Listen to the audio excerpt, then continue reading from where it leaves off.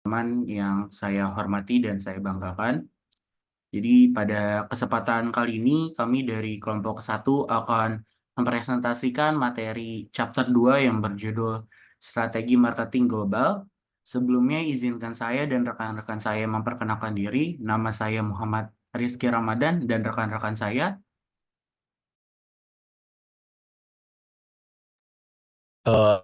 Saya Gofari Dito Ini aja. Laksamana.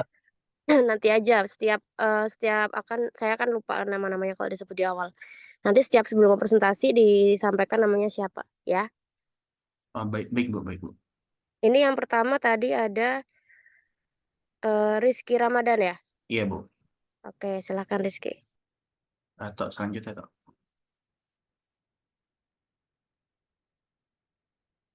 Lagi.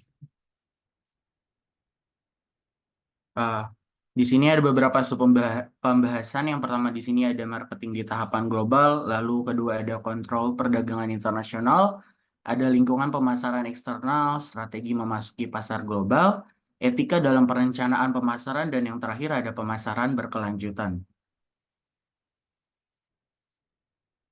Untuk slide pertama yang ini, eh, rekan saya Stella, waktu dan tempat dipersilakan.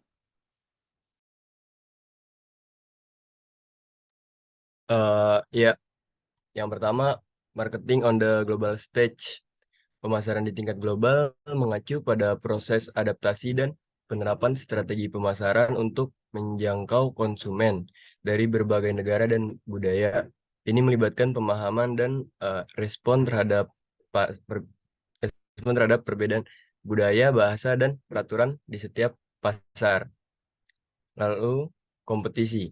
Kompetisi datang dari berbagai arah seperti produk lokal dan produk asing yang sudah berada di negara tersebut. Lalu terdapat perbedaan peraturan negara seperti pajak atau regulasi tertentu di setiap negara. Selanjutnya, adat di setiap negara yang berbeda-beda. Contohnya, Indonesia rata-rata makannya nasi. Selanjutnya, konsumen di negara tersebut yang keinginannya berbeda-beda. Contohnya di Indonesia, perusahaan clothing susah untuk menjual produk sepatu berukuran 46 ke atas karena Indonesia yang kakinya tidak terlalu besar dan susah untuk menjual baju ataupun celana yang ukurannya terlalu lebar. Itu bisa membuat kepala kita berpikir berulang kali untuk melakukan pemasaran secara global. Yang selanjutnya, haruskah kita go global? Apa alasan Anda? Yang pertama, apakah Anda ingin memperluas penjualan, memperluas pangsa pasar, atau mencapai audiens baru? Yang kedua, apakah ia memenuhi kebutuhan atau memecahkan masalah di pasar internasional? Yang ketiga, apakah memiliki sumber daya yang cukup, termasuk keuangan, personel yang paham budaya, dan keahlian pemasaran internasional? Yang keempat, apa aja tantangan potensial untuk go global? Ini termasuk peraturan internasional, persaingan, dan perbedaan budaya. Selanjutnya, ada langkah-langkah yang dapat kita putuskan untuk masuk ke pemasaran tingkat global. Yang pertama, apakah perusahaan kita ingin mencapai global? Yang kedua, memilih pasar untuk masuk di segmentasi mana? Yang ketiga, tingkat komitmen dari perusahaan. Apakah akan terus bertahan jika gagal dalam pemasaran atau memilih untuk tetap bertahan dan dengan mengubah cara pemasaran yang sebelumnya? Yang keempat, bagaimana cara beradaptasi penerapan strategi pemasaran? Ada lokalisasi eh, dan standarisasi produk yang lama. Lalu contoh-contoh penerapan, contoh-contoh perusahaan yang sudah go global beserta pemasaran dan penerapannya. Contoh, Coca-Cola. Dia itu punya kampanye buka semangat baru yang menampilkan influencer lokal untuk menjangkau konsumen muda. Lalu mereka juga menyajikan varian rasa, contohnya rasa Nusantara dan Sprite Zero. Yang kedua ada McDonald.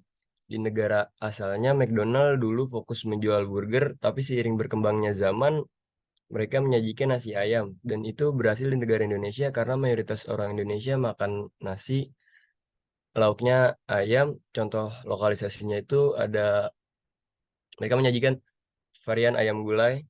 Lalu untuk perusahaan selanjutnya Nike dengan kampanye Just Do It yang berfokus pada semangat dan prestasi untuk memotivasi. Dan yang kedua, Nike Sustainability Move to Zero.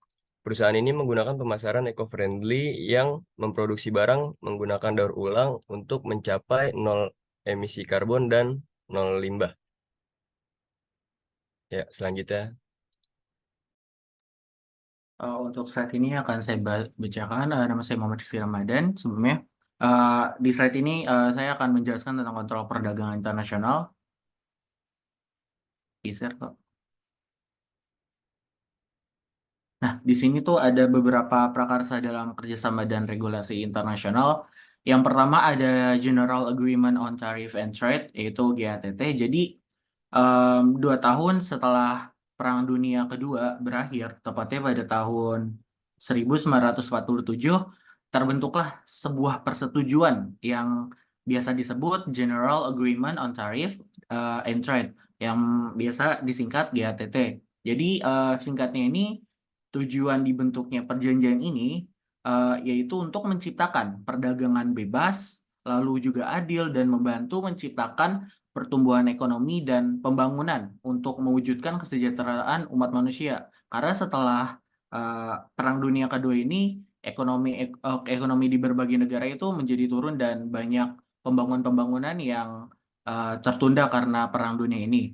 Lalu yang kedua di sini ada World Trade Organization atau WTO. Nah, pada tahun 1995 WTO ini terbentuk. Nah, World Trade Organization atau WTO ini merupakan lanjutan dari organisasi sebelumnya, dari perjanjian sebelumnya, yaitu GATT. Nah, untuk tujuan dibentuknya WTO sendiri ini kurang lebih sama seperti tujuan dibentuknya GATT, yaitu membuat perdagangan antar negara menjadi semakin terbuka, lalu memakmurkan masyarakat global, serta menyelesaikan masalah ekonomi di tingkat internasional. Lalu untuk dua yang terakhir di sini ada International Monetary Fund atau IMF dan ada juga World Bank. Nah, IMF dan Bank Dunia ini dibentuk pada tahun 1944 di mana sebelum selesainya Perang Dunia Kedua pada konferensi internasional di Amerika Serikat. Nah, tujuan dibuatnya Bank Dunia ini tuh apa sih? Jadi tujuannya itu untuk mengurangi kemiskinan dan meningkatkan taraf hidup masyarakat dengan meningkatkan ekonomi dan mendorong pembangunan berkelanjutan.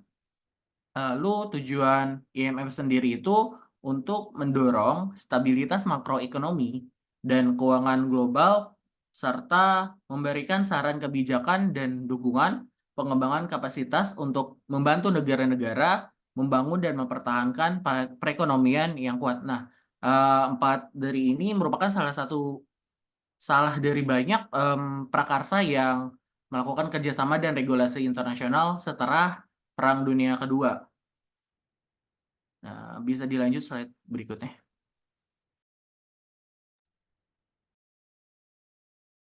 Untuk rekan saya bisa dibacakan.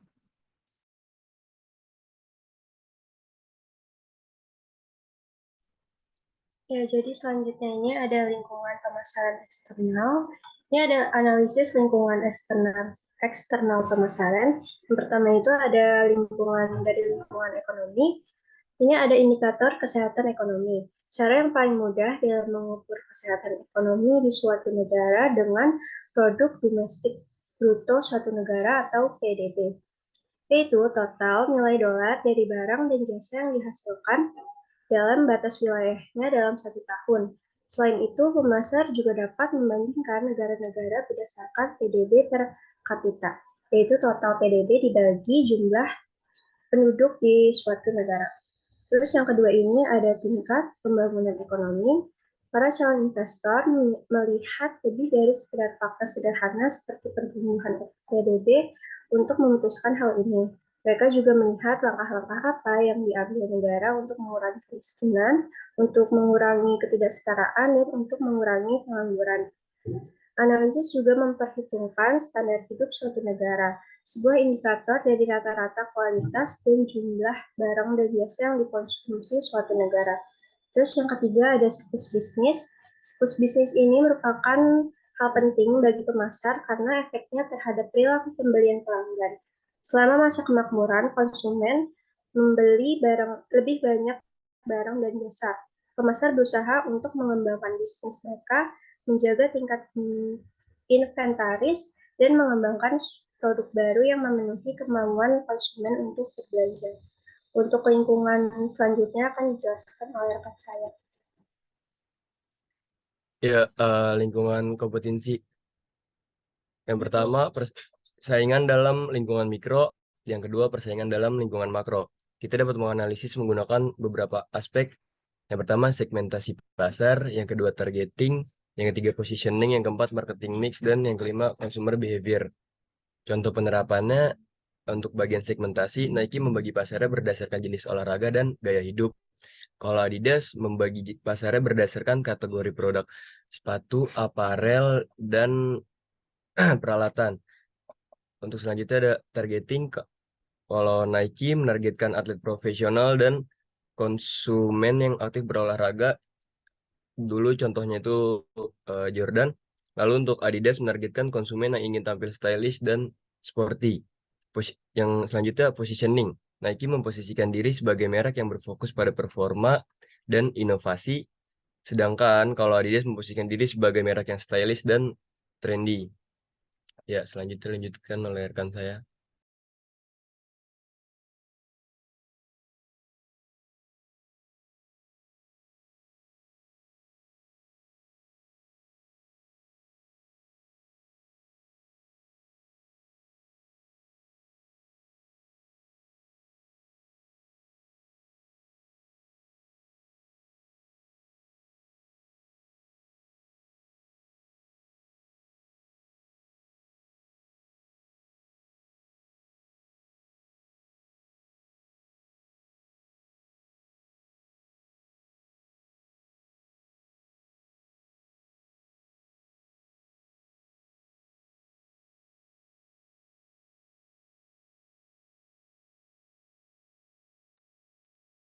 Stella, boleh dilanjut.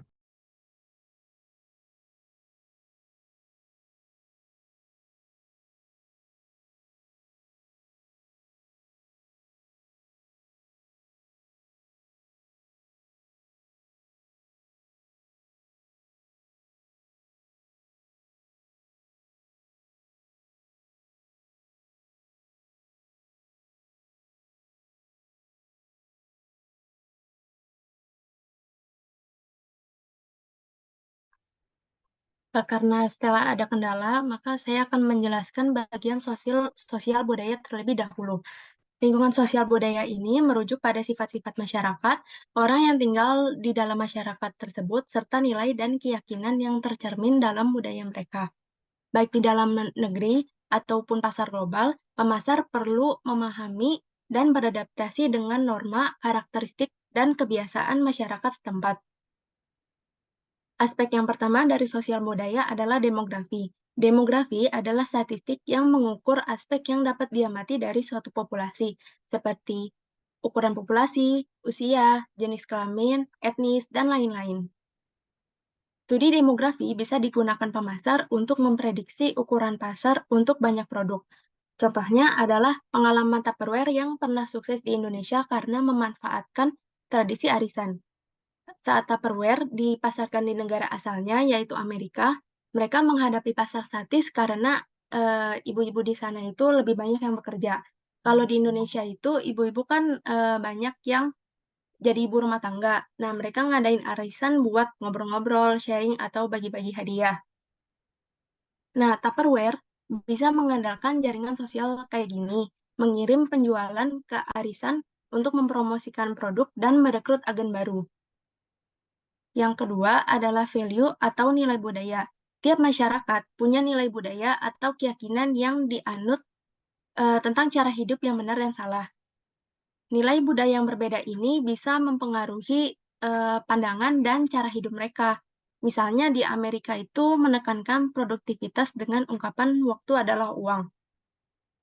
Sementara di negara timur seperti Tiongkok, nilai pendidikan lebih dominan. Contohnya saat Mattel mencoba membawa Barbie ke Cina tapi gagal. Perbedaan ini tercermin dalam pemasaran, kayak kasus Mattel yang gagal memahami preferensi keluarga Tiongkok terhadap pendidikan daripada gaya hidup. Jadi rumah Barbie di sana tuh ditutup. Mereka kurang paham gimana keluarga di sana prioritasin pendidikan dibandingkan gaya hidup. Orang tua di China cenderung lebih peduli sama pendidikan anak dan gak terlalu fokus pada mainan gaya hidup kayak Barbie. Yang ketiga adalah norma sosial. Norma sosial ini adalah aturan khusus yang menentukan apa yang bisa diterima atau tidak diterima dalam suatu masyarakat. Mencakup cara berpakaian, berbicara, makan, berperilaku, bahkan sekedar memberi salam. Di beberapa negara, kayak Spanyol, mereka memberi salam dengan mencium pipi, baik ke lawan jenis ataupun ke sama jenis. Tapi kalau di budaya kita kan tidak seperti itu, jadi hal ini bisa menyebabkan perbedaan. Nah, yang keempat ada bahasa. Dalam bisnis internasional, masalah bahasa bisa menjadi hambatan serius. Kesalahan terjemahan bisa menyebabkan kebingungan dan miskomunikasi. Pengaruhnya meluas ke label produk, periklanan, dan penjualan. Penting bagi pemasar untuk bekerja sama dengan orang-orang lokal yang memahami konteks suatu bahasa untuk menghindari kesalahan seperti ini. Yang terakhir dari aspek sosial budaya adalah etnosentrisme konsumen. Etnosentrisme ini adalah keyakinan bahwa kelompok nasional atau etnis seseorang lebih baik daripada yang lain. Di dunia konsumen atau pemasaran, hal ini mencerminkan keyakinan bahwa produk dari negara sendiri lebih unggul dibandingkan produk dari negara lain. Misalnya jika seorang merasa bangga dengan produk buatan negaranya, mereka mungkin enggan mencoba atau membeli barang impor. Selanjutnya, rekan saya Stella bisa menjelaskan bagian hukum dan politik. Baik, terima kasih atas kesempatannya. Mohon maaf tadi ada sedikit kendala. Selanjutnya saya akan menjelaskan mengenai analisis lingkungan eksternal pemasaran dari segi politik dan hukum. Politik dan hukum untuk melakukan pemasaran global perlu dianalisis sisi politik dan hukum negara yang bersangkutan.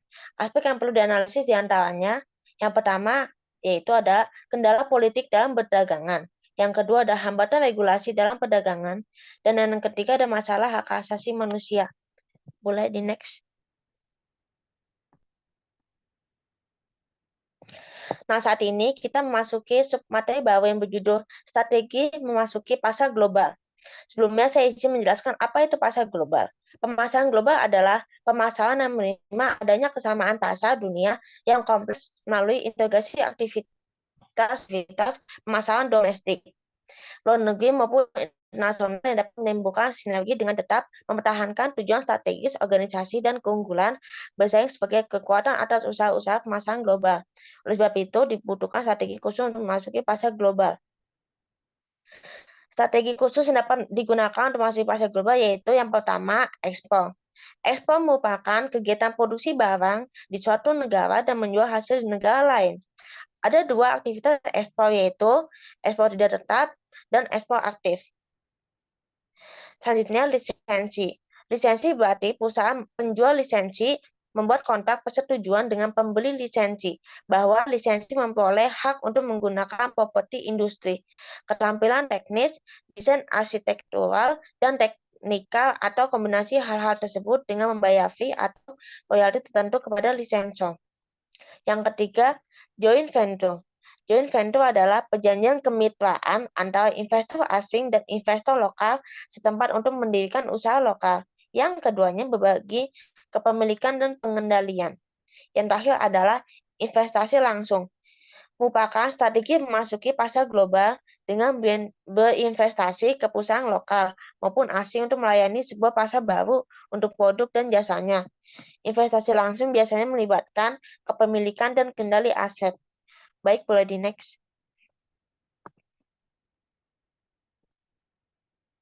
Dalam menentukan strategi memasuki pasar internasional, perusahaan perlu dipertimbangkan beberapa faktor khusus, yaitu yang pertama, ada tujuan perusahaan berkaitan dengan volume bisnis, lingkup geografis, dan jangka waktu keterlibatan perusahaan dalam pemasaran global. Yang kedua, ada ukuran atau volume penjualan dan aset perusahaan. Yang ketiga, ada lini produk dan sifat produk yang dihasilkan perusahaan. Yang keempat, ada persaingan dalam pasar luar negeri. Baik, terima kasih. Materi selanjutnya akan dijelaskan oleh rekan saya.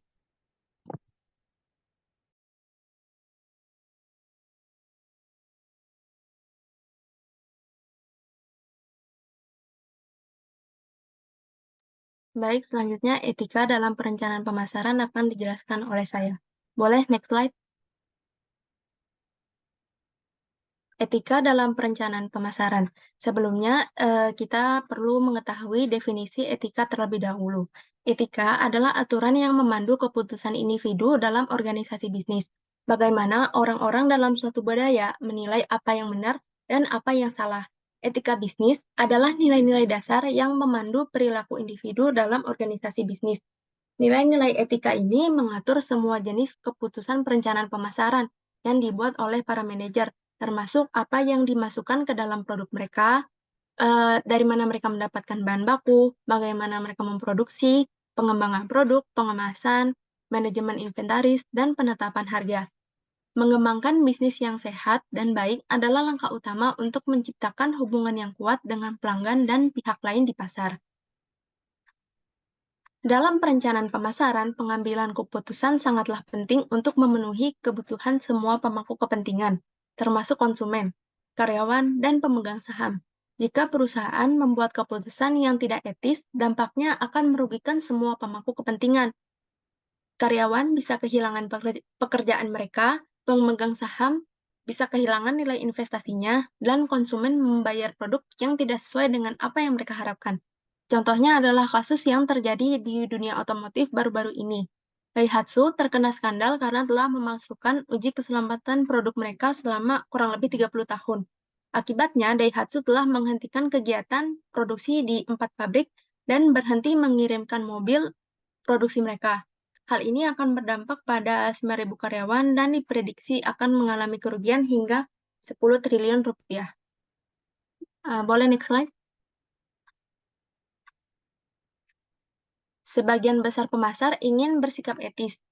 Beberapa bersikap etis karena memang hal seperti itu yang harus dilakukan, tapi beberapa juga bersikap etis karena mereka hanya tidak ingin terhindar masalah terhadap konsumen dan regulator pemerintah. Tapi tetap aja ada contoh-contoh pemasaran yang meragukan atau tidak etis. Contoh yang pertama adalah perusahaan menawarkan produk berkualitas rendah karena disesuaikan dengan kesediaan konsumen untuk membayar. Barang dengan harga lebih murah mungkin lebih menarik konsumen pada awalnya, tapi jika produk itu memiliki kualitas lebih rendah, produk itu akan lebih cepat rusak. Jadinya konsumen akan mengeluarkan uang lagi untuk menggantikan produk yang sudah rusak. Yang kedua adalah banyaknya perusahaan mengenakan suku bunga yang tinggi kepada konsumen yang tidak mampu membayarnya, menyebabkan hutang yang tinggi bagi konsumen yang tidak mampu membeli produk baru, seperti penggunaan kredit dan pay later pada barang yang mungkin tidak terlalu diperlukan. Kemudahan pengajuan kredit membuat orang yang belum mampu membeli suatu produk bisa membeli produk itu tanpa harus susah payah menabung.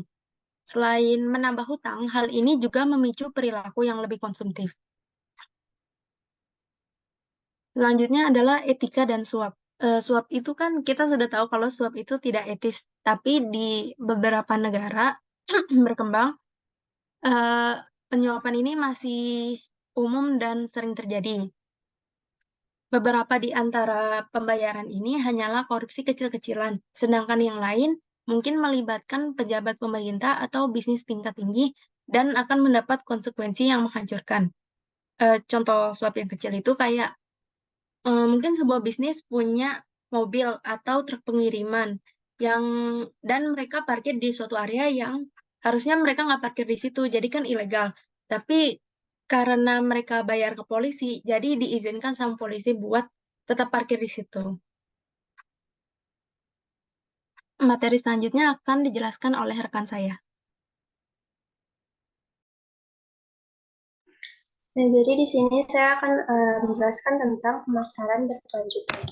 Kenapa sih pemasaran berkelanjutan itu penting? Karena semua hal yang kita butuhkan pada hari ini atau di masa depan bergantung pada sumber daya alam planet kita. Nah, saat ini populasi bumi kita terus bertumbuh dengan laju yang mengkhawatirkan. Pertumbuhan ekonomi, terutama di negara-negara berkembang, mengonsumsi sumber daya alam yang lebih tinggi.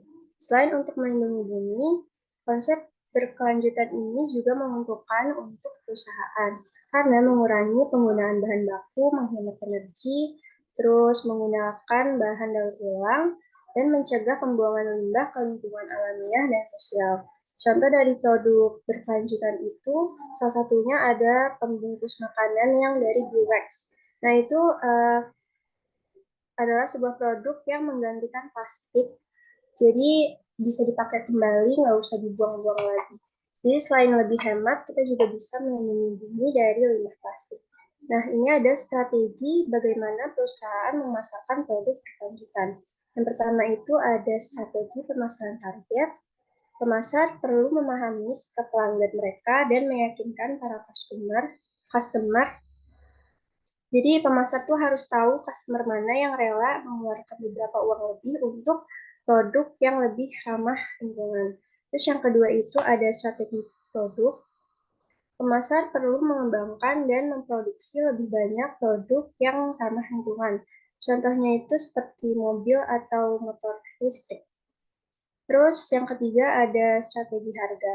Banyak customer yang ingin membeli produk ramah lingkungan, tetapi mereka masih kayak mikir-mikir karena harganya itu lebih tinggi daripada produk yang biasanya.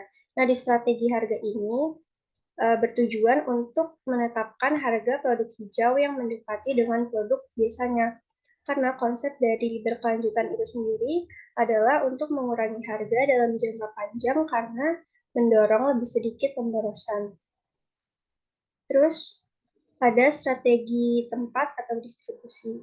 Ini fokus pada pengurangan penggunaan energi agar customer atau perusahaan dapat mendapatkan manfaat dari penghematan uang dan loyalitas konsumen hijau.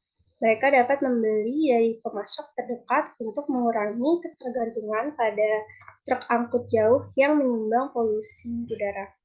Terus yang kelima ada strategi promosi. Hal ini merupakan menginformasikan kepada pelanggan tentang komitmen perusahaan terhadap planet dan generasi masa depan melalui iklan dan pesan lainnya. Terus selanjutnya ada perilaku konsumen berkelanjutan. Konsumen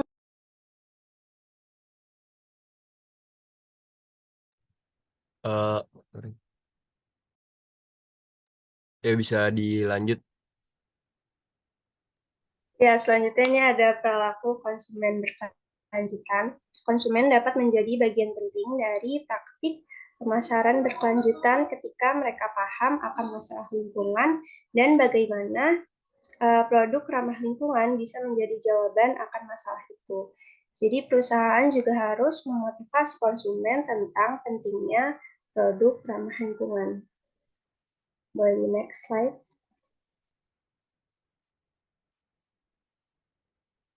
Saya kembalikan ke moderator.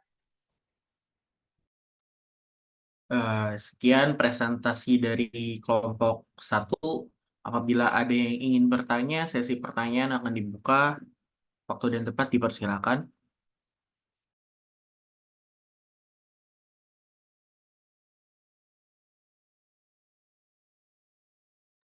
Teman-teman ada yang mau nanya atau gimana?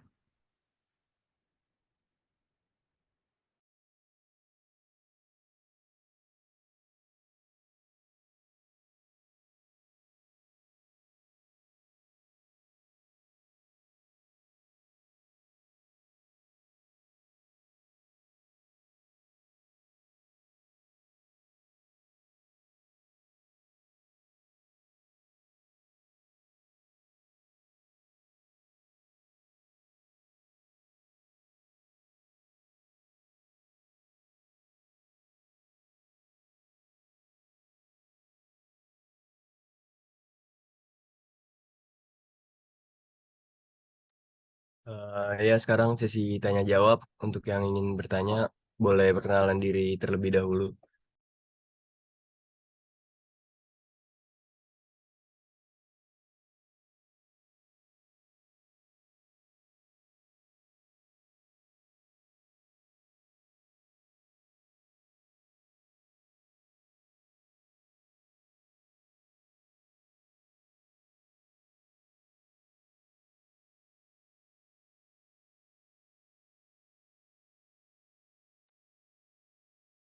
Adakah yang ingin bertanya terkait pemasaran atau ada yang kurang jelas?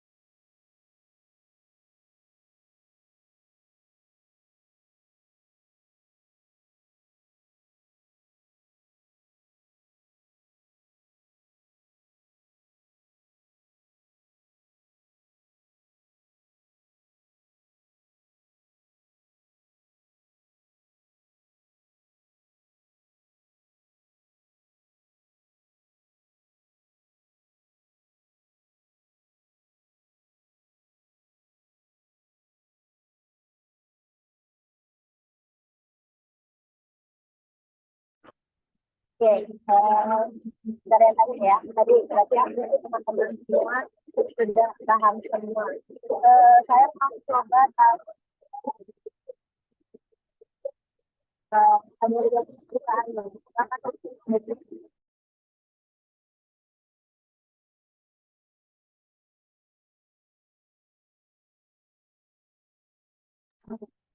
Ada tuh ya, ya nggak ada. Eh, Haluan, Haji,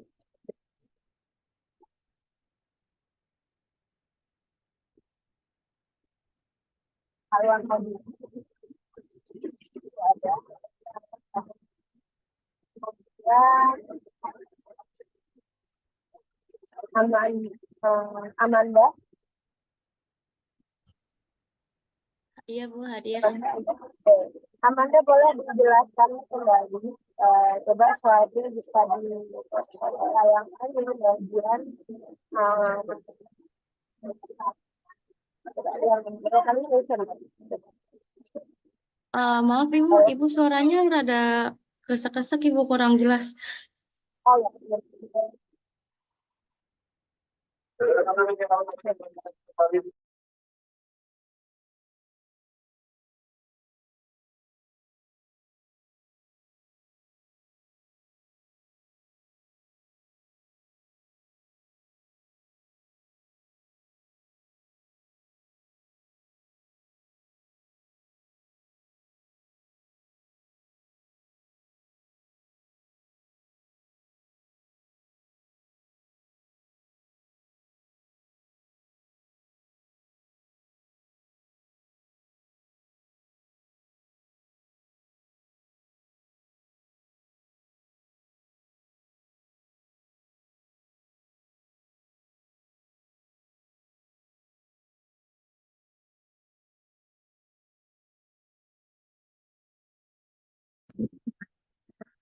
Oke, semoga lebih jelas ya. Tadi coba di bagian next-nya coba, bukan ini. Ya, coba next lagi.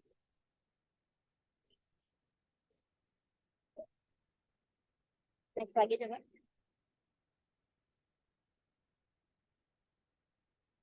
Oke. Tadi yang saya tanya Adelia ya. Adelia silakan on cam. Suara saya lebih clear? Iya, Bu. Ya, Oke, bisa, Bu. Adelia bisa dijelaskan tadi disinggung tentang strategi lokal. Itu apa sih yang dimaksud dengan strategi lokal itu, Del? Sebentar, Bu.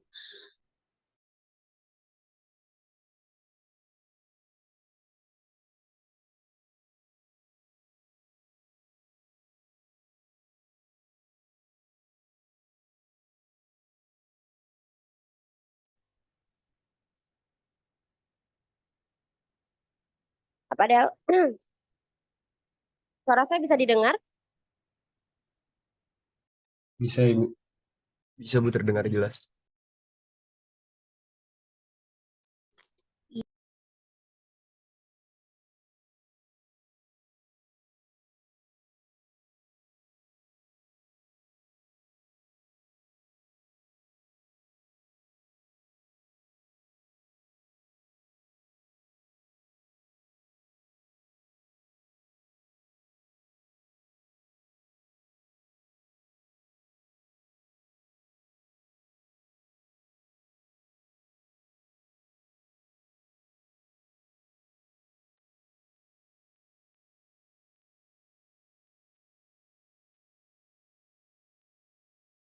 Mana ya Adelia ya? Adelia bisa jelaskan apa yang dimaksud sebagai strategi lokalisasi? Strategi lokal ya, Bu? Ya, dalam pemasaran itu kan ada standardis, ada sama lokal. Nah, kalau yang sebagai strategi lokal itu apa? Bentar deh. Tadi itu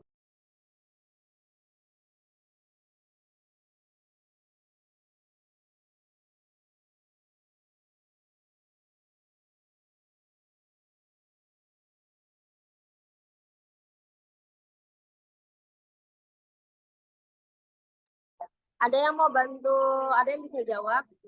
Ada yang bantu Adelia? Yang teman-teman lain yang nggak presentasi hari ini. Karena tadi kalian nggak ada yang nanya loh. Saya kira udah paham semua. Ada yang bisa bantu jelaskan selain Adelia? Adelia nggak bisa jelasin. Ada yang bisa bantu jelasin yang lain? Ibu, saya mau bantu jelasin. Oke, ini dengan siapa? Amanda, Bu. Amanda, oke. Tadi itu strategi lokal ya. Kalau menurut saya itu strategi lokal itu kayak rencana atau pendekatan yang dirancang untuk memenuhi kebutuhan dari apa sih namanya kayak khusus suatu wilayah dan daerah tertentu gitu, Bu.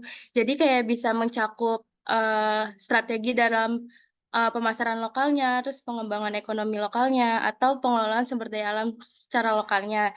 Nah, itu tuh biasanya tujuannya buat memanfaatkan potensi atau apa ya, kayak keunikan yang ada di suatu wilayah itu kayak, jadi tuh untuk mencapai keberhasilan dalam berbagai bidang di lokalnya tersebut gitu, Bu, kalau menurut saya.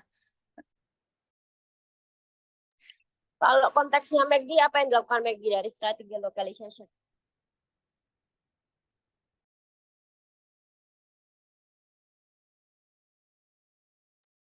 Apa Ibu? Yang McD? Ya, tadi kan kelompok ini nonton McD. Apa yang dilakukan?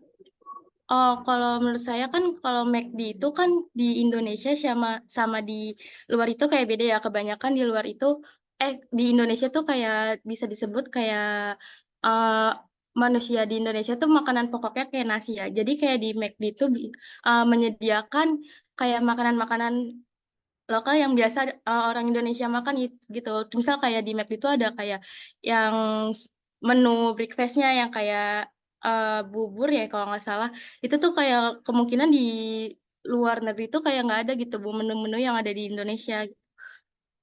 Jadi kayak cuman ada menu yang di lokal tersebut aja, di lokasi tertentu.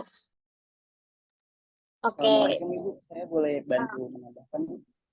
Terima kasih tadi siapa Amanda ya? Amanda ya. Oke. Jadi kalau di dalam apa namanya strategi lokal, strategi internasional pemasaran itu memang kita ada namanya secara besar itu localization sama standardization. Nah, kalau localization itu pemasar itu fokus membuat produk yang akan dia pasarkan itu sesuai dengan kebiasaan, kebutuhan yang ada di negara tujuan. Kayak tadi misalnya McD nih, ketika kalian ke Singapura tentunya sama makan di Indonesia, itu McD-nya pasti beda dari sisi kesediaan nasi. Nah, itu berarti dari McD itu mencoba untuk memfasilitasi apa yang dimau oleh customer di setiap negara tujuan. Nah, beda dengan misalnya kalau kita lihat iPhone. iPhone itu mau dimanapun negaranya, itu dia akan sama ya, dia akan sama ya, iPhone-nya seperti itu. Walaupun ada beberapa yang berbeda, misalnya kayak charging-nya itu ya, adaptornya. Tapi kan adaptor itu kan memang disesuaikan sih betul. Tapi secara fungsi, secara bentuk dari keutamaan produk itu nggak berubah walaupun dia dijual di berbagai negara. Nah, jadi seorang pemasar itu sebenarnya ada beberapa pilihan ketika mereka mau memasarkan ke internasional kayak gitu. Oke, thank you. Tadi Amanda ya. Selanjutnya mungkin saya akan tanya sama Iza. Iza ada di sini, Iza? Hadir Ibu. Oke.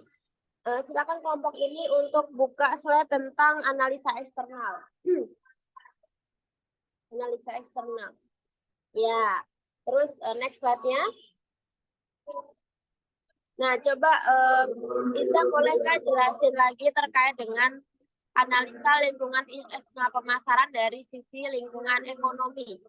Apa kaitannya sama pemasar?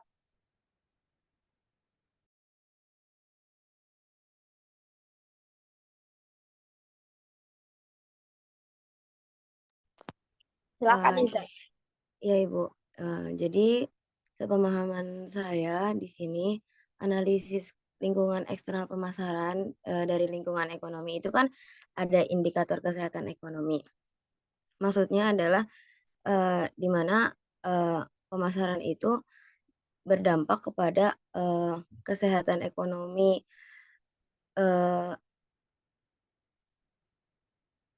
yang kedua kan ada tingkat pembangunan ekonomi ya Bu, di mana maksudnya pemasaran juga berpengaruh terhadap pembangunan ekonomi yang ada di suatu negara tersebut, apalagi di Indonesia kan Bu. Pemasaran sangat sangat amat berpengaruh besar dalam perekonomian di Indonesia. Terus yang ketiga ada siklus bisnis yang dimana pemasaran juga sangat berpengaruh terhadap siklus bisnis yang dimana bisnis tersebut akan akan bisa berkembang dengan adanya pemasaran. Sekiranya segitu sih Bu.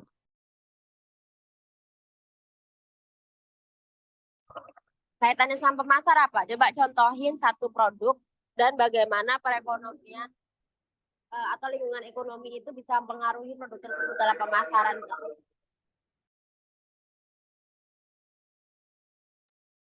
Contoh apa Bu? Maaf. Kan tadi baca ini aja kan. Coba kamu jelasin kenapa itu akhirnya bisa berpengaruh ke sebuah produk. Mungkin bisa lebih mudah dengan Iza jelasin dengan satu contoh produk atau brand.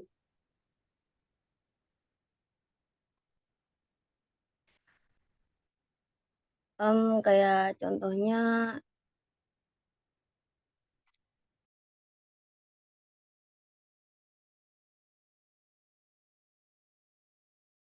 ini Bu, produk kerudung Lavie. Itu kan dia kerudung yang apa namanya Bu sudah cukup terkenal karena pemasaran di sosial medianya yang apa menggunakan model-model yang cukup ya apa artis-artis yang cukup ternama gitu Bu, dan emang bahannya juga cukup premium kan Bu. Jadi di situ dapat meningkatkan tingkat apa namanya tingkat suatu bisnis tersebut gitu loh Bu. Oke, yang dijelasin Iza salah ya.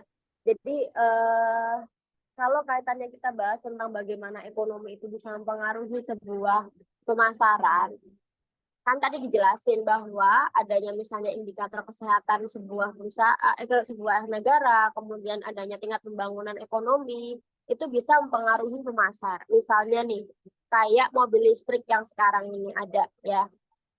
Mereka kan bertahap untuk akhirnya bisa ekspansi ke Indonesia ya. Walaupun sekarang semakin ke sini itu semakin banyak produk-produk, walaupun itu juga jadi Cina juga ya. Kayak Jepang dia nggak seperti Cina membuat apa namanya produk mobil listrik ya. Tapi Cina itu dia dengan berbagai merek itu akhirnya mau masuk di Indonesia. Nah, kenapa kok mereka nggak masuk secara bersama-sama di awal adanya mobil listrik di Indonesia?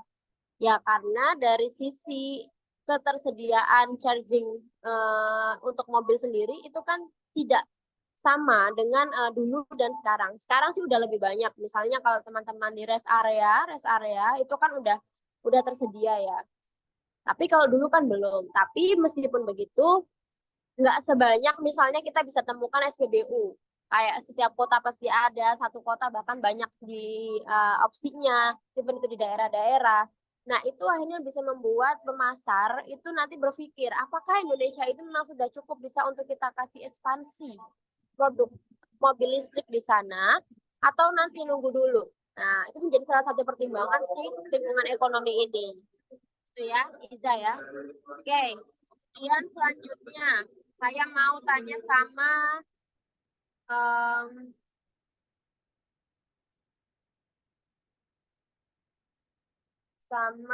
Nuku. Nuku ada? Ada Ibu. Oke, Nuku silakan jelasin yang bagian lingkungan kompetisi. Kompetitor, silakan.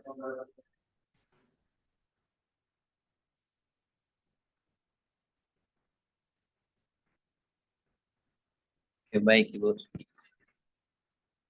Analisis lingkungan pemasaran eksternal di lingkungan kompetisi yaitu yang pertama ada persaingan dalam lingkungan mikro dan persaingan dalam lingkungan makro.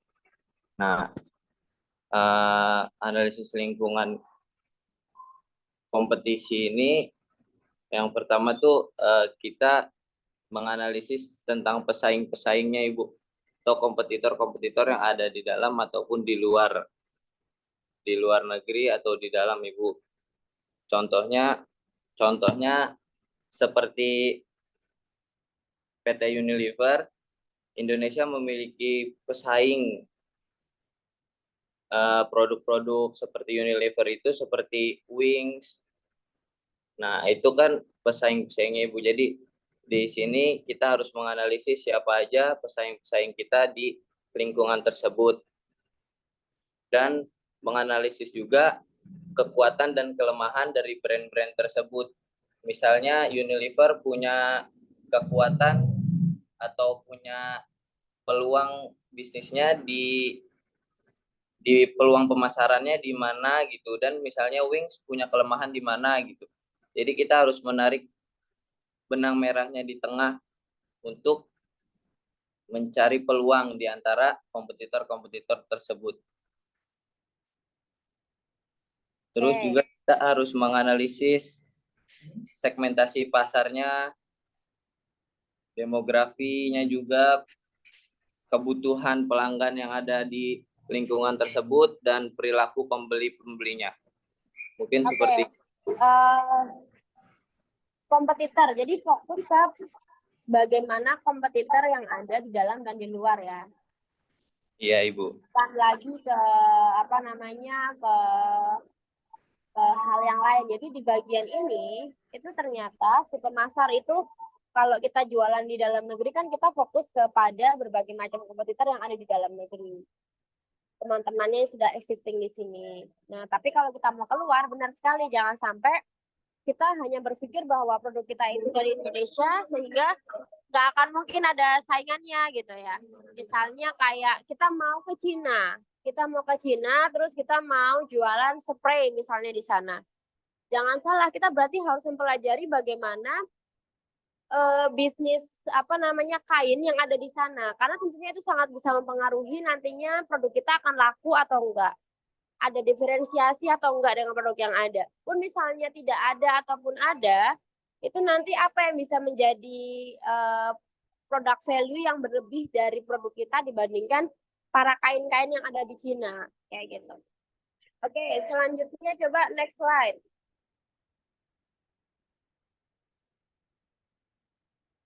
Saya minta tolong dari Alwan, udah ada belum Alwan? Ya, Ibu. Alwan silakan kamu jelasin antara politik dan hukum terkait dengan analisa eksternal ini.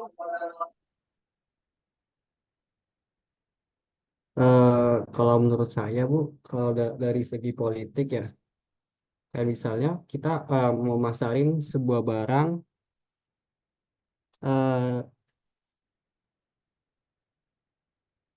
bentar, Bu.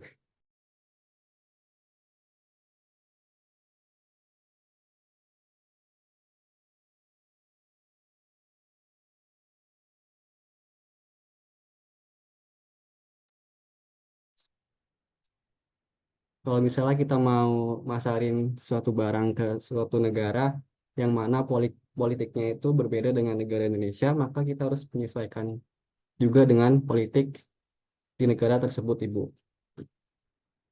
Dan kalau dari segi hukumnya, Contohnya apa? contohnya,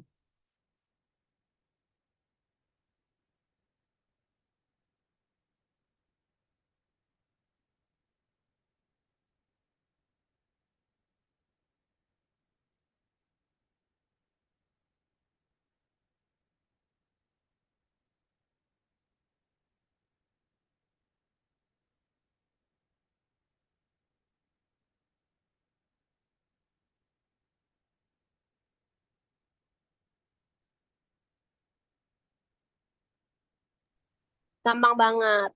Ketika kita mau misalnya ekspor, itu pasti yang harus kita juga cari tahu adalah peraturan ekspor dari negara tersebut. Ada perusahaan, ada negara-negara yang memang dia tidak sembarangan untuk menerima barang ekspor. Yang mana bisa dibatasi barang tersebut, kalau memang ada di negara tersebut, dia nggak bisa masuk berarti barang yang dengan varian yang sama gitu. Misalnya seperti itu. Kemudian regulasinya yang lain, misalnya bagaimana terkait dengan produk itu nantinya bisa masuk ke negara tersebut. Apakah lewat darat? Kalau misalnya itu produk bisanya kita terbangkan, berarti bagaimana regulasi di sana? Apakah semudah itu? Berapa minimal yang bisa kita kirim? Karena biasanya banyak kayak UMKM itu justru malah dia cenderung kesulitan untuk ekspor karena adanya keterbatasan jumlah yang bisa mereka kirim. Jadi ini misalnya kalau di negara maju gitu ya, misalnya mintanya adalah 5 peti mati ikan misalnya. Nah, itu banyak yang akhirnya dia tidak bisa diiakan karena ketidakmampuan dari perusahaan di Indonesia untuk memenuhi itu. Misalnya ya, ada minimal transaksi yang harus dilakukan. Regulasi terkait dengan pengiriman itu paling biasanya membuat produk itu gagal untuk dilakukan ekspor kalau memang dia mau ekspor. Itu ya. Kemudian kalau dari sisi yang lebih dinamis lagi, contoh yang sekarang ini sedang ramai adanya pesta demokrasi yang sebentar lagi ada di Indonesia. Yang kita lagi pesta demokrasi ya, gongnya besok Rabu. Nah, tentu itu banyak mempengaruhi produk-produk ataupun biasanya jenis investasi finansial ya untuk di Indonesia. Itu pasti sangat berpengaruh tentang bagaimana nanti akhirnya yang bisa memenangkan, siapa yang mungkin akan menjadi yang kuat. Itu nanti bisa mempengaruhi investor untuk datang. Hingga ketika misalnya barang itu mau dikirim, mau dijual di negara tersebut, itu juga pasti akan mempertimbangkan hal-hal seperti itu. Itu ya. Oke. Kemudian yang satu lagi dari Mesya. Mesya ada? Mesya? Iya, hadir, Bu. Mesya silakan yang sosial budaya. Oke. Sebelumnya kalau misalnya yang sosial budaya menurut saya gak beda jauh sama politik dan hukum tadi, Bu. Karena ketika kita mau mengekspor barang itu juga gak selalu sama kan, entah norma, demografi, value, bahasa, ataupun kalau di sini ada etnosentrisme konsum. Maksudnya kayak misalnya kita nge-ekspor barang yang ada di Indonesia, tapi belum tentu di luar itu sesuai dengan norma di sana gitu. Sebaliknya kalau misalnya dari barang luar negeri diekspor ke Indonesia, belum tentu itu tuh sesuai dengan sosial budaya yang ada di Indonesia, kayak gitu, Ibu. Oke, ini biasanya kental dengan kalau misalnya taste ya. Atau misalnya yang paling bisa kita lihat itu culture ketika misalnya kita tadi balik lagi ke McD, kita jualan McD itu di India, tentu akan berbeda dengan jualan di negara lain. Pasti beefnya nggak dari sapi kalau misalnya mau laku keras di sana. Karena sapi adalah bagian dari binatang yang disucikan oleh mereka. Ini salah satu aja. Oke, jadi ini untuk dari kelompok 1 ya, kita ada 2 presenter hari ini. Jadi yang sudah teman-teman sampaikan untuk hari ini terkait kelompok 1 ini, kita belajar tentang strategi marketing global ya.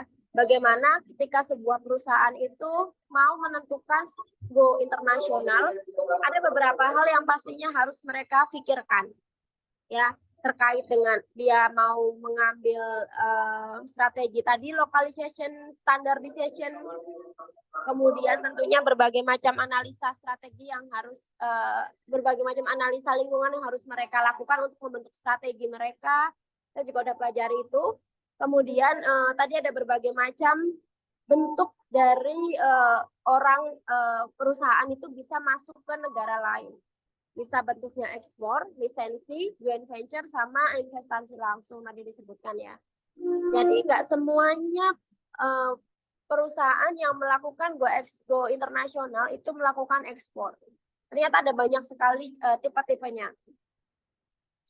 Oke, itu yang perlu digarisbawahi. Kita lanjut untuk kelompok kedua. Silakan untuk kelompok kedua. Saya harap nanti kelompok keduanya disimak dengan baik-baik. Jadi jangan sampai nggak ada yang bertanya. Khawatir saya nggak menyimak semua kalau misalnya nggak ada yang bertanya. Ya. Dan seseorang itu dilihat bisa dari pertanyaannya, bukan dari jawabannya. Oke, terima kasih untuk kelompok 1. Silakan untuk kelompok 2.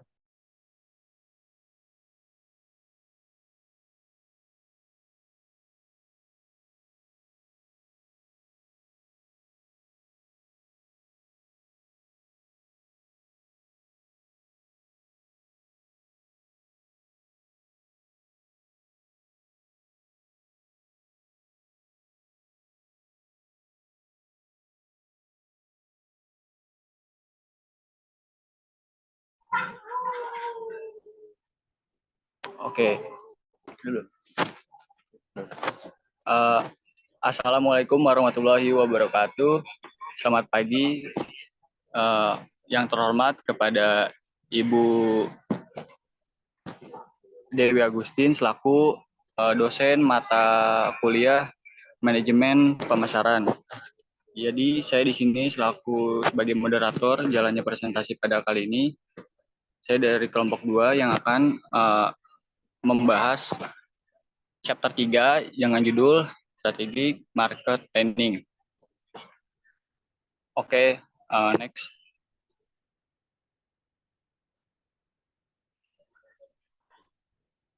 Nah, jadi di sini sudah ada pembahasan. Yang pertama yaitu ada perencanaan bisnis, lanjut juga ada 3 tingkat bisnis, perencanaan bisnis.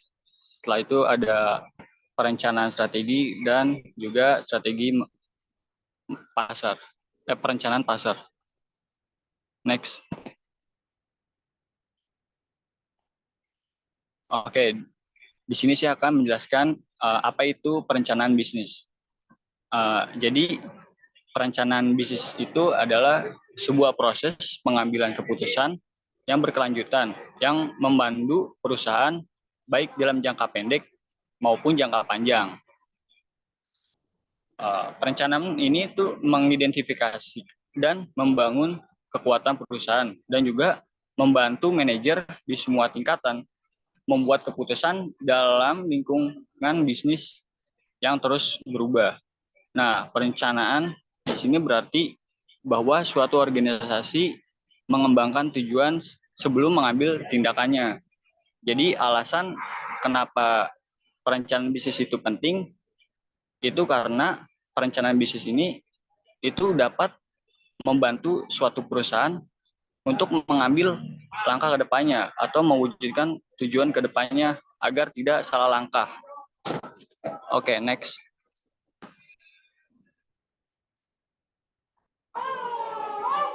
Nah, di sini sudah terdapat 3 tingkatan dari perencanaan bisnis. Yang pertama yaitu ada perencanaan strategis.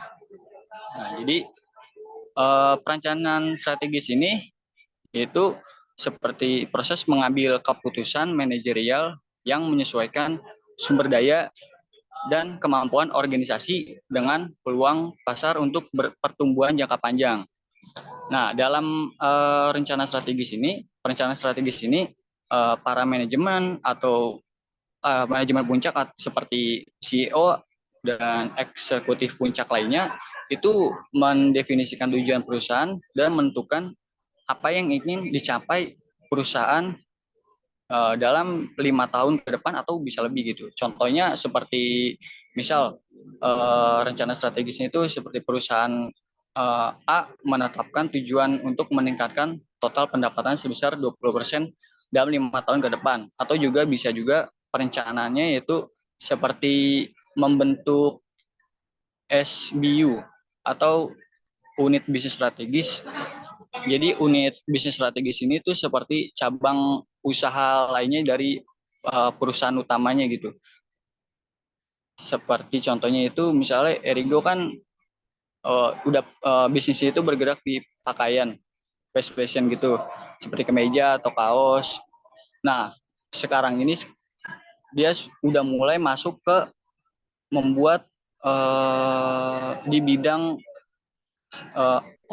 sportnya gitu. Jadi untuk khusus pakaian olahraga yang dimana bisnis tersebut baru dirintis tahun ini yang akan berkolaborasi dengan PSSI untuk membuat jersey timnas pada musim ini.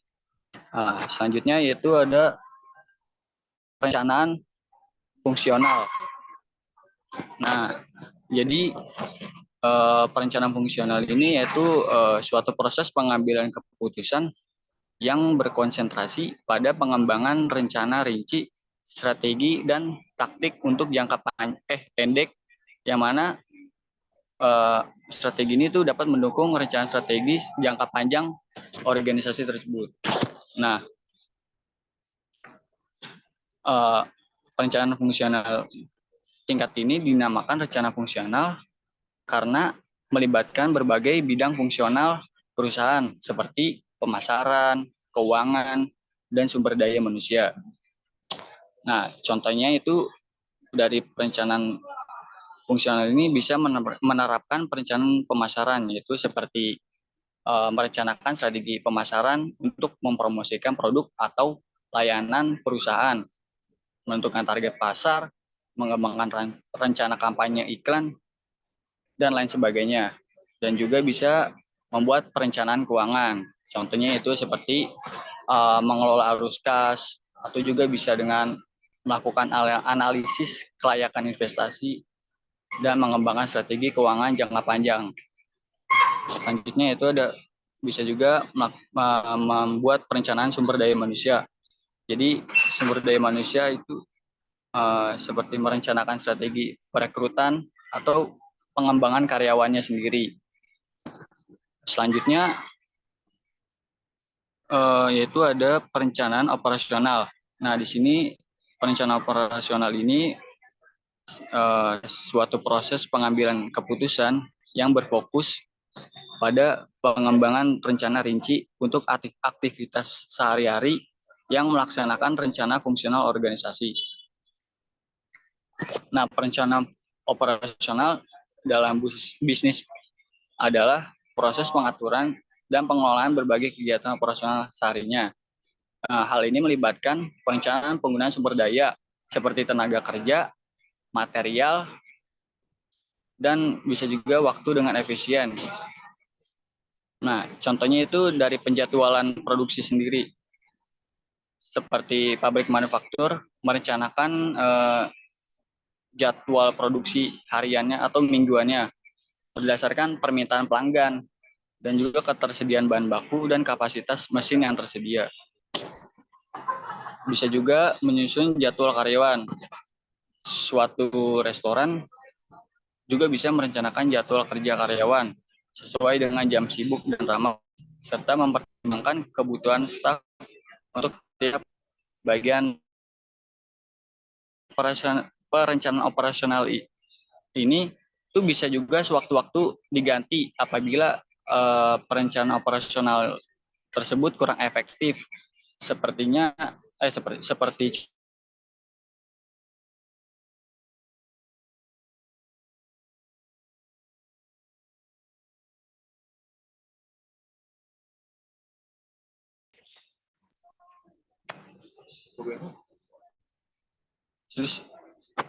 udah masuk belum?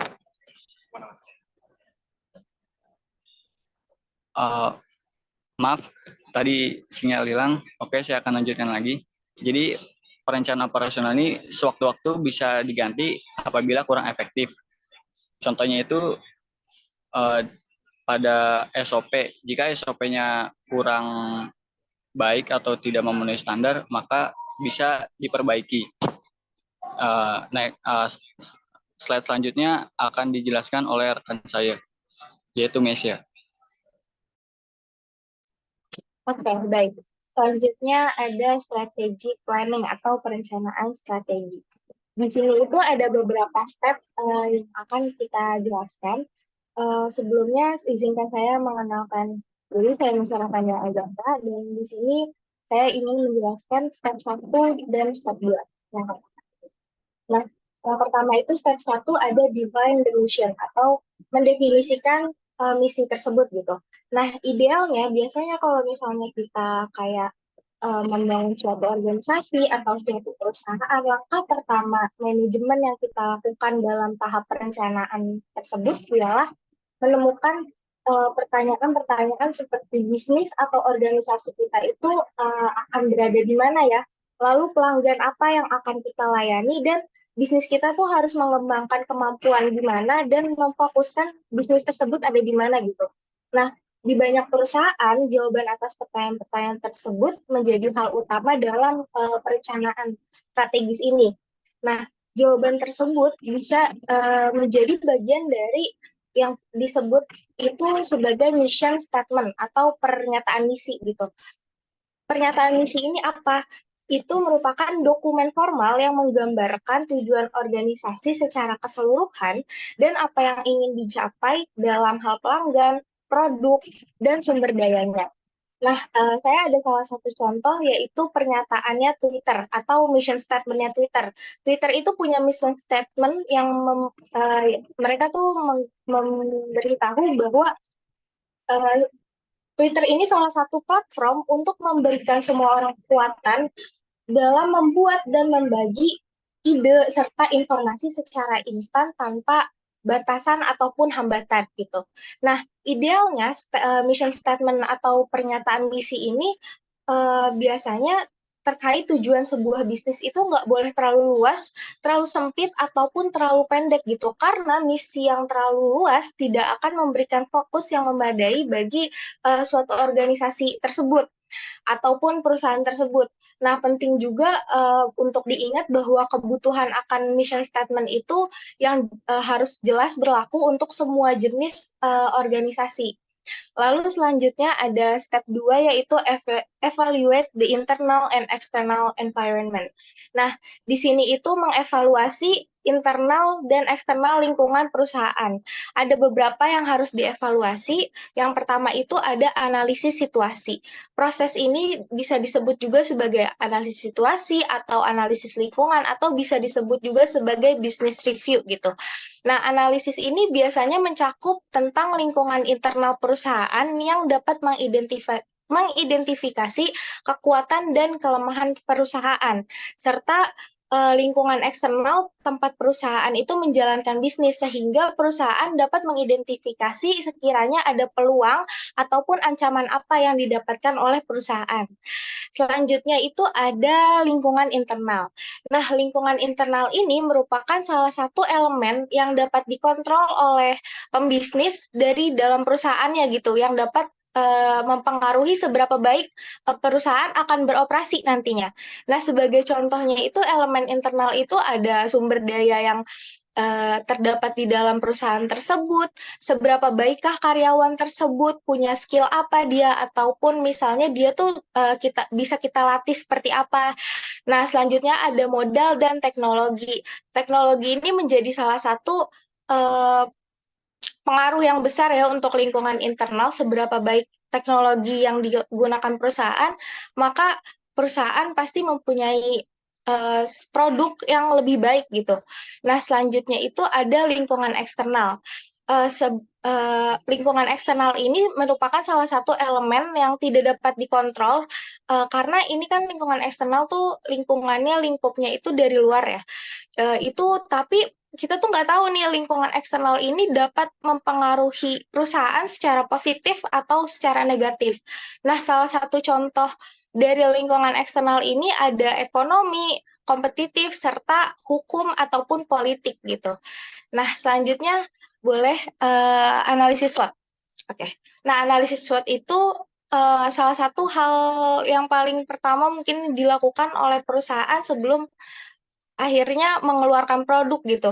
Nah, analisis SWOT sendiri memungkinkan perusahaan bisa mengembangkan strategi yang memaksimalkan kekuatan atau memanfaatkan peluang dari usaha tersebut.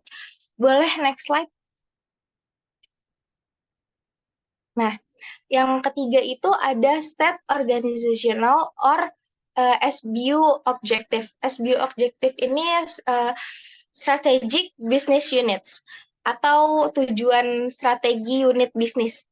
Nah, setelah mengeluarkan tadi yang pertama itu ada mission statement, perusahaan itu bisa melanjutkan dengan mengatur organisasi ataupun SBU objektif atau yang dapat disebut dengan tujuan unit bisnis strategis. Tujuan-tujuan ini ditentukan berdasarkan pernyataan misi dan pernyataan misi yang merinci apa yang ingin dicapai oleh perusahaan dalam jangka waktu panjang ataupun dekat. Nah, jika perusahaan memiliki strategic business unit yang terpisah, setiap unit itu harus memiliki tujuan yang relevan dengan operasinya nantinya. Tujuan tersebut juga harus spesifik, terukur, dapat dicapai, dan berkelanjutan dari waktu ke waktu supaya efektif. Nah, ketercapaian tujuan ini juga sangat penting karena menetapkan tujuan yang tidak realistis dapat menyebabkan frustasi nih bagi karyawan ataupun vendor atau misalkan pemangku kepentingan lain yang ada di perusahaan. Nah, jika perusahaan tidak mencapai tujuan tersebut, hal ini akan berdampak negatif pada pemangku-pemangku kepentingan usaha tadi, seperti karyawan dan lain-lain. Oleh karena itu, penting untuk menetapkan tujuan yang dapat dicapai oleh perusahaan. Artinya, penting untuk menetapkan tujuan yang realistis gitu. Nah, tujuan perusahaan yang berkelanjutan dari waktu ke waktu juga sangat penting. Tapi biasanya hanya ada sedikit perusahaan yang dapat ibaratnya dia konsisten gitu pada tujuan tersebut. Biasanya perusahaan itu mereka meremehkan akan pesaing yang sudah pesaing baru yang masuk ke pasar gitu. Padahal pesaing tersebut mempunyai penawaran yang lebih baik biasanya. Nah, tujuan ini juga dapat berhubungan dengan pendapatan, penjualan, profitabilitas, lalu ada posisi perusahaan di pasar, laba atas investasi, produktivitas, pengembangan produk, dan lain-lain. Nah, untuk memastikan terukur, para pemasar itu biasanya mencoba menyatakan tujuan mereka itu dalam bentuk angka. Sebagai contoh, perusahaan mungkin memiliki tujuan untuk mengembangkan produk baru. Nah, dia ini ingin meningkatkan profitabilitasnya itu sebanyak 10% gitu. Perusahaan itu dapat mencapai tujuan ini dengan cara entah meningkatkan produktivitas, mengurangi biaya, atau menjual divisi di perusahaan yang tidak terpakai gitu. Nah, atau mungkin dapat mencapai tujuan 10% ini dengan mencoba inovasi baru, menggunakan teknologi baru, atau mengembangkan produk baru. Nah, salah satu contohnya itu ada Samsung Electronics. Nah, Samsung ini dia punya misi atau tujuan ambisius yang mencakup pencapaian tiap tahunnya itu sebesar 400 miliar dolar dan mencapai posisi sebagai salah satu brand terbesar di dunia gitu. Nah, rencana Samsung ini untuk mengadakan pendapatan tahunannya hingga 2 kali lipat mungkin terlihat ambisius, tapi perusahaan ini dia bisa mengidentifikasi jalan mana yang mau dia ambil dan tujuan mana yang dia ambil dan itu berhasil. Oke, selanjutnya akan dijelaskan oleh rekan saya.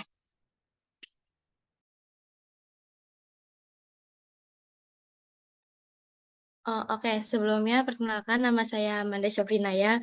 Di sini saya akan melanjutkan materi yang sudah dibahas tadi oleh Misha. Lalu yang step keempat itu ada membangun portofolio bisnis. Nah, yang pertama di sini ada analisis portofolio. Itu ada mengevaluasi potensi SBU perusahaan. Apakah mereka harus menerima lebih atau kurang dari sumber daya perusahaan menggunakan alokasi sumber daya keuangan, bantuan matriks, saham, pasar, pertumbuhan BCG. Lalu ada tingkat pertumbuhan pasar. Itu ada ketertarikan pasar dan bagian pasar relatif kekuatan perusahaan di pasar. Boleh di next. Oke, lalu di sini ada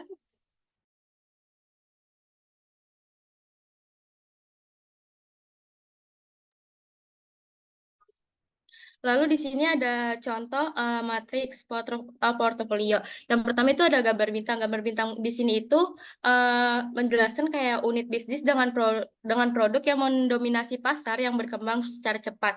Nah, meskipun menghasilkan pendapatan besar, mereka memerlukan investasi besar untuk memenuhi permintaan produksi dan promosi. Nah, biasanya ini mereka membutuhkan modal investasi dari bagian lain dalam bisnis. Next. Lalu yang kedua itu bisa dilihat di sini ada yang gambar sapi. Nah, di sini itu unit bisnis dengan pangsa pasar dominan di pasar yang pertumbuhannya rendah, sehingga pesaing ini jarang masuk ke pasar ini. Nah, sementara SBU sudah mapan dan dapat dipertahankan dengan pendanaan minimal. Nah, biasanya perusahaan menggunakan keuntungan untuk mencari pertumbuhan di SBLU lainnya. Nah, namun memiliki terlalu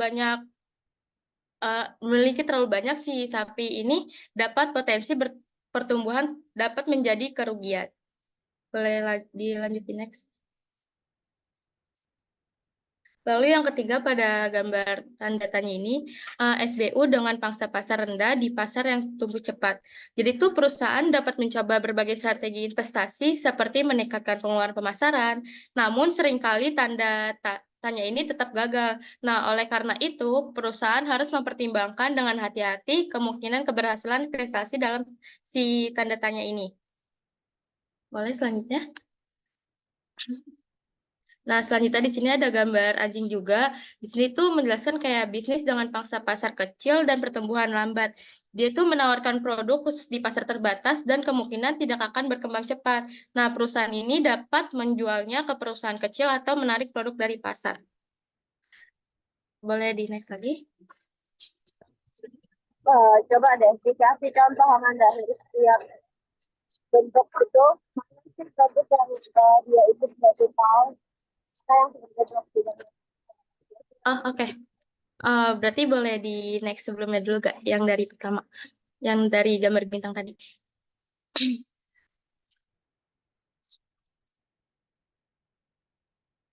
Nah, buat yang di gambar bintang tadi ini, itu contohnya ada kayak Disney.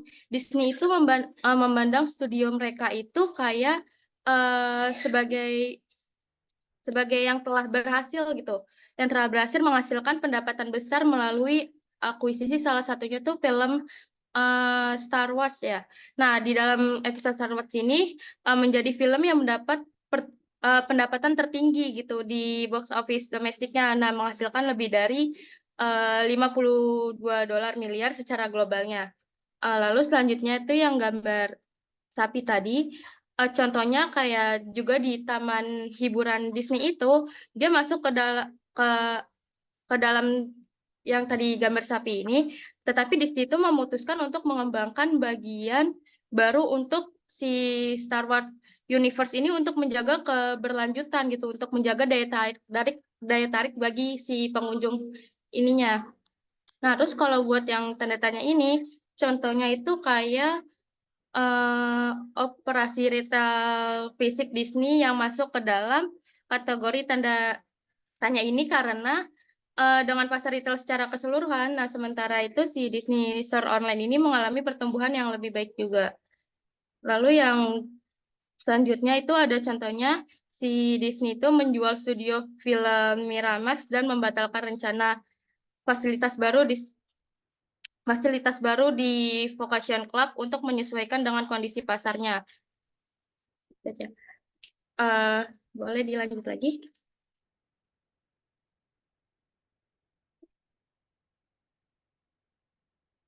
Nah, lalu yang kelima itu ada step kembangkan strategi pertumbuhan. Yang pertama di sini ada matriks pertumbuhan pasar produk, yaitu mengkarakterisasi strategi pertumbuhan yang berbeda menurut jenis pasar dan jenis produknya. Nah, untuk perencanaan pemasaran ini, seperti yang tadi sudah disinggung beberapa oleh Mesya sebelumnya, langkah pertamanya itu ada lakukan analisis situasi. Dengan analisis situasi ini, kita tuh bisa menggunakan seperti yang analisis SWOT. Jadi kita tuh mengidentifikasi bagaimana sih tren di lingkungan mempengaruhi rencana pemasaran tersebut. Nah, lalu yang langkah kedua itu ada tetapkan tujuan pemasaran. Nah, di sini itu khususnya untuk merek perusahaannya. Jadi kayak menyatakan fungsi dari pemasaran apa yang harus dicapai jika perusahaan ingin mencapai tujuan bisnisnya secara keseluruhan. Nah, lalu yang langkah ketiga itu ada kembangkan strategi pemasaran. Nah, mengembangkan strategi pemasaran di sini ada pilih target pasar dan kembangkan strategi bauran pemasaran. Boleh di next lagi? Nah, dalam langkah kembangkan strategi pemasaran ini ada beberapa strategi yang bisa dilakukan. Yang pertama itu ada strategi produk. Nah, strategi produk ini keputusan seperti kita mendesain produknya, kita mengedesain kemasannya, atau branding dan layangan dukungannya, lalu manfaat dari atribut utama produk ini. Nah, lalu yang kedua itu ada strategi penetapan harga. Untuk strategi penempatan harga itu ditentukan berapa harga yang dikenakan perusahaan untuk suatu produknya gitu. Jadi sebelum itu kita harus bisa melakukan strategi penetapan harga. Lalu selanjutnya ada strategi promosi. Nah, di strategi promosi ini biasanya pemasar itu mengomunikasikan posisi nilai barang atau produk yang bakal dia jual atau yang dia pasarkan. Nah, untuk promosi ini bisa melalui penggunaan iklan atau promosi penjualan, lalu bisa juga promosi langsung atau kayak dari mulut ke mulut gitu. Lalu yang terakhir itu ada strategi distribusi. Nah, strategi distribusi di sini itu maksudnya kayak bagaimana, kapan, dan di mana kayak produk kita itu tersedia lagi untuk pelanggan sasarannya. Boleh di next. Nah, lanjut lagi ada langkah keempat itu menerapkan dan mengendalikan rencana pemasaran. Di sini tuh kayak sejauh mana mereka benar-benar memenuhi tujuan pemasaran yang dinyatakan. Nah, lalu kayak bagaimana sih sebenarnya langkah penerapan dan pengendalian diwujudkan dalam rencana pemasaran? Nah, salah satu caranya di sini tuh saya mencakupin kayak salah satu cara paling mudah adalah sorry. Salah satu cara paling mudah itu adalah dengan memasukkan serangkai rencana aksi yang menunjukkan bagaimana tujuan dan strategi pemasaran dalam rencana tingkat operasional itu sendiri. Jadi kayak bantu manajer ketika mereka perlu menetapkan tanggung jawab, terus garis waktunya, sama anggaran dan proses pengukuran pengendalian untuk perencanaan pemasaran tersebut. Selanjutnya akan dilanjutkan oleh rekan saya.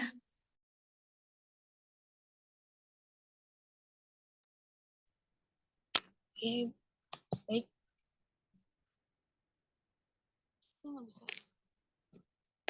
Baik, terima kasih. Sini saya akan lanjutkan dan menjelaskan dari perencanaan pasar. Nah, perencanaan pasar adalah proses identifikasi, analisis, dan menetapkan strategi untuk mencapai tujuan pemasaran suatu produk dan layanan. Dan di sini ada lakukan analisis situasi. Yang pertama,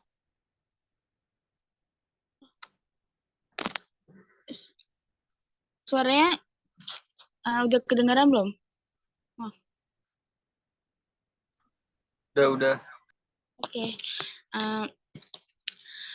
Mungkin di sini ada mungkin saya ulang ya, dari perencanaan pasar, mungkin perencanaan pasar ini untuk jadi distract. Perencanaan pasar adalah proses identifikasi, analisis, dan penetapan strategi untuk mencapai tujuan pemasaran suatu produk atau layanan. Dan di sini ada lakukan analisis situasi. Analisis situasi itu ada kumpulan data yang dimana mengumpulkan data ini mengumpulkan data pasar yang terkini termasuk dari tren, preferensi konsumen, dan perilaku pembelian itu untuk dalam konteks analisis untuk mengumpulkan dalam konteks pengumpulan data itu untuk merujuk pada himpunan informasi atau dataset yang berisi berbagai jenis data yang lebih relevan dan memahami pasar tertentu. Mungkin dengan beberapa mencangkup informasi itu mungkin dari kita biar tahu dari data penjualannya dan data-data pesaingnya, serta untuk membantu perusahaan dalam mengambil keputusan strategis terkait pemasaran terkait pemasaran, penjualan, dan pengembangan produk. Dan di sini juga ada analisis mendalam untuk memahami kekuatan, kelemahan, peluang, dan ancaman yang ada di pasar.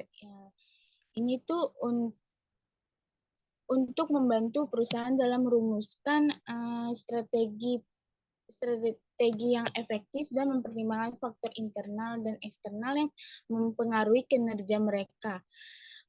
Dengan juga untuk mengidentifikasi perusahaan dapat merancang strategi yang lebih baik untuk memaksimalkan keunggulan kompetitif mereka dalam mengatasi tantangan dan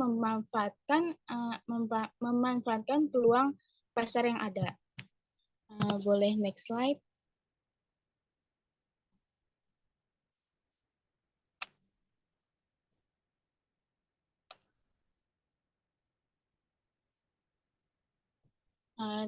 Lalu di sini ada tetapkan tujuan pemasaran.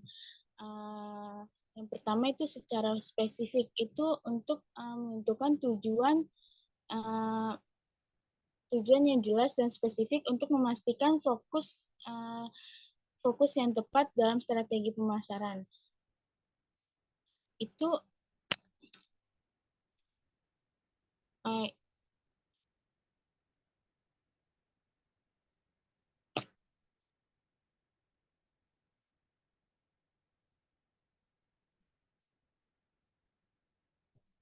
mungkin itu untuk apa nih bisa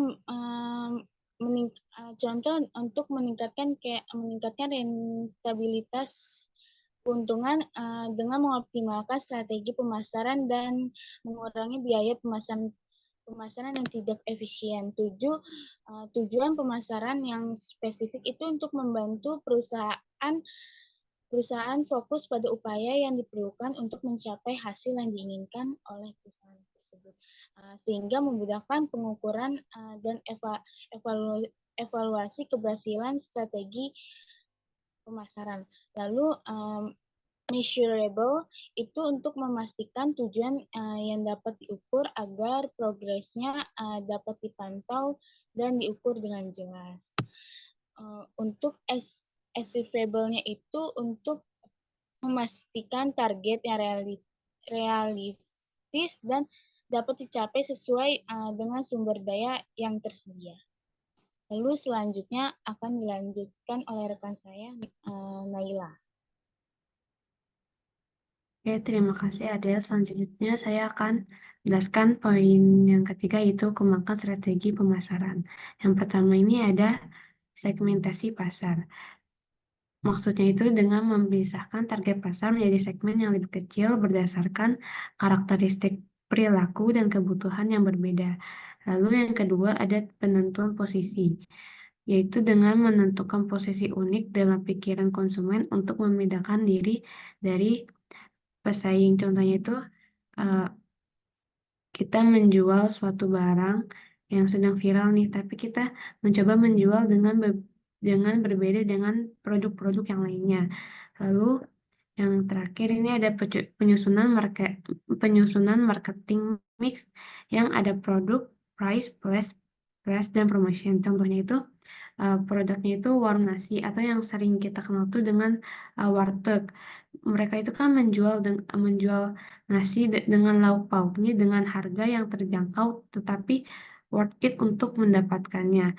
Dan biasanya itu warteg ini tempatnya itu di tempat-tempat strategis di tempat-tempat yang berdekatan dengan kantor-kantor atau pabrik-pabrik, dan promosinya itu biasanya melalui mulut ke mulut.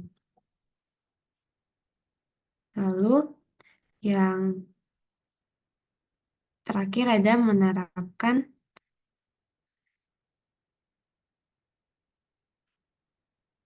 mengontrol perencanaan pemasaran. Yaitu yang pertama ada terapkan perencana. Yang pertama itu ada identifikasi masalah. Identifikasi masalah ini ada beberapa hal yang harus diperhatikan. Contohnya bisa mengambil sumber dari sumber seperti data statistik, observasi, wawancara, dan sebagainya. Sedangkan metode analisis yang tepat tergantung pada jenis masalah yang dihadapi dan sumber yang digunakan. Lalu yang kedua ada penentuan strategi. Penentuan tujuan yang realistis juga sangat penting agar tujuan tersebut dapat dicapai dengan baik. Hal contohnya berkaitan dengan sumber yang ada seperti sumber daya manusia, keuangan, maupun teknologi. Tujuan yang tidak realistis dapat mengakibatkan kegagalan dalam perencanaan dan membawa waktu dan sumber daya yang ada. Selanjutnya ada penentuan strategi. Strategi yang ditentukan harus mempertimbangkan sumber daya yang tersedia, baik itu sumber daya manusia, finansial, maupun sumber daya yang lainnya. Lalu mempertimbangkan faktor internal dan eksternal yang mempengaruhi pelaksanaan perencanaan. Dapat dilakukan juga dengan analisis SWOT, yaitu Strength, Weakness, Opportunity, dan Threats. Lalu yang terakhir ada pelaksanaan dan evaluasi. Pelaksanaan merupakan tahap di mana strategi yang telah ditentukan diterapkan dengan cara yang tepat. Evaluasi ini dilakukan untuk menilai keberhasilan atau kegagalan dari perencanaan yang telah dilakukan sebelumnya. Evaluasi dilakukan untuk menilai keberhasilan atau kegagalan dan perencanaan yang dilakukan sebelumnya. Lalu yang terakhir ada pantau perkembangan. Di sini yang pertama ada aspek penjualan. Aspek penjualan ini maksudnya memperhatikan bagaimana penjualan barang tersebut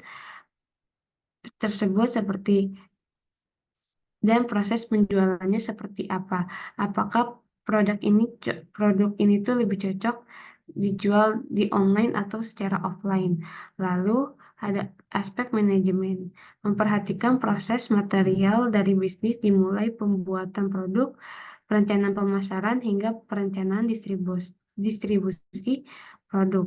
Terus yang terakhir ada aspek strategi, mencakup bagaimana cara pengembangan bisnis dengan meningkatkan kualitas produk, membuat produk baru, atau bekerja sama dengan pihak lainnya. Contohnya seperti di e-commerce seperti TikTok Shop, Shopee, atau Tokopedia, mereka memberikan inovasi seperti diskon-diskon di tanggal-tanggal tertentu untuk memikat konsumen agar banyak pembeli. Selanjutnya saya kembalikan kepada moderator. Oke, terima kasih Naila. Mungkin sekian dari kelompok 2. Sekarang kita memasuki sesi tanya jawab bagi teman-teman yang ingin bertanya, bisa ditanyakan.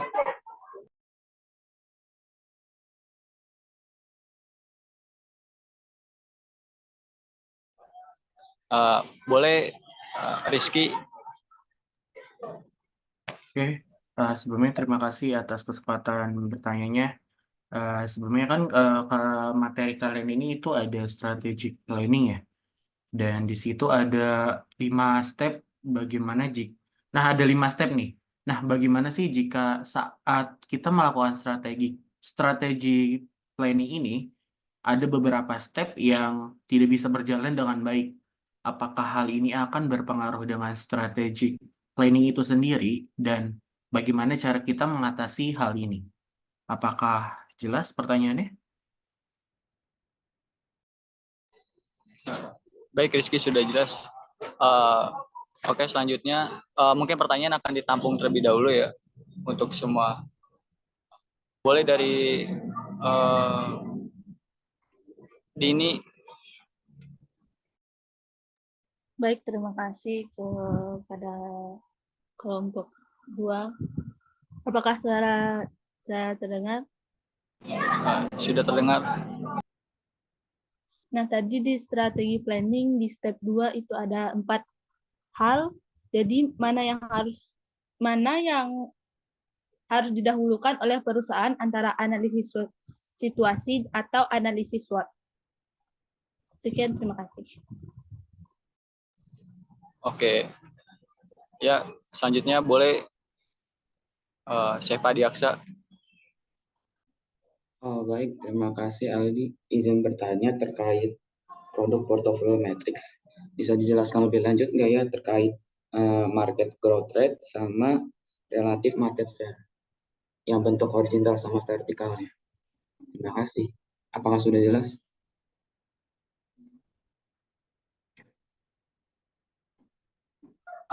Mohon maaf sih Pak, apakah bisa diulang pertanyaannya? Ini boleh dijelaskan lebih lanjut nggak sih terkait market growth rate yang horizontal, yang vertikal, sama relatif market share yang horizontal. Oke, sudah jelas. Oke, boleh selanjutnya Muzaffar Yasir. Oke, makasih Aldi atas kesempatannya. Sebelumnya apakah suara saya? Sudah Yasir. Oke, saya mau bertanya mengenai tadi strategi distribusi yang dijelaskan Naya. Nah, saya mau bertanya Aldi, mengapa penting bagi perusahaan untuk memilih strategi distribusi yang tepat? Dan kalau misalnya ada contohnya, boleh dikasih ya. Terima kasih. Oke, terima kasih Yasir. Oke, yang terakhir boleh Rangga Ramadan untuk pertanyaannya. Tes. Terdengar? Sudah terdengar jelas. Oke, terima kasih. Saya Rangga Ramadan. Di sini saya ingin bertanya tentang strategic planning. yang tadi di awal sempat dimention sama Ahmad Rivaldi tentang Erigo yang sekarang mencoba untuk membuat jersey timnas. Pertanyaan saya, menurut kalian bagaimana sih caranya si Erigo itu membangun citra merek yang kuat terhadap fans-fans timnas atau fans sepak bola lainnya? Apakah sudah cukup jelas? Oke, Rangga dan pertanyaannya sudah cukup jelas. Untuk pertanyaan kita cukupkan terlebih dahulu. Mungkin kami akan mendiskusikan untuk menjawab pertanyaan-pertanyaan dari teman-teman semua.